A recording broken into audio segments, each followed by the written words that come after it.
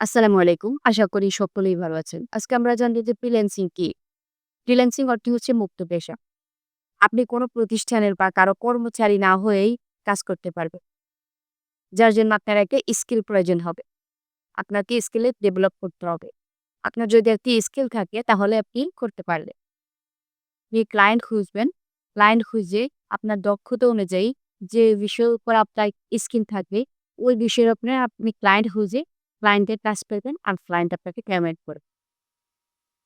এখানে আপনি কারো কর্মচারী হয়ে কারো পথে কাজ করতে হবে না। আপনি আপনার সময় অনুযায়ী কাজ করতে পারেন। আমি একটি নোটপ্যাডে যাই, নোটপ্যাডে আসতে।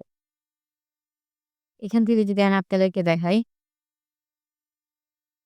ধরুন ইনি হচ্ছেন আপনি।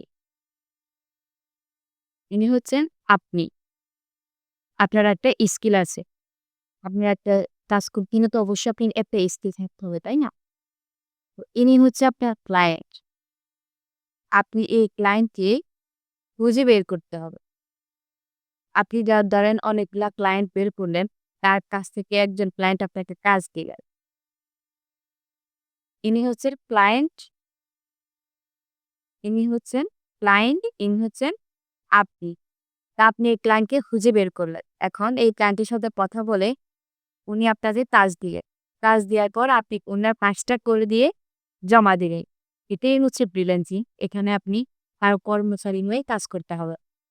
ফ্রিল্যান্সিং এর মধ্যেও আবার আলাদা, আলাদা কিছু বিষয় থাকে। যা হচ্ছে graphics design, web design, digital marketing, content writing, video editing, graphics design, data entry ইত্যাদি। এখান থেকে আপনি আপনার পছন্দ অনুযায়ী একটা স্কিল ডেভেলপ করবেন এবং ওই স্কিল অনুযায়ী ওই স্কিলের উপর ক্লায়েন্ট খুঁজে বের করে তারপরে ক্লায়েন্টের কাজ নিয়ে ক্লায়েন্টের কাজ জমা দিয়ে। এটার নাম হল ফ্রিল্যান্সিং। আজকের ভিডিওটি এ পর্যন্ত।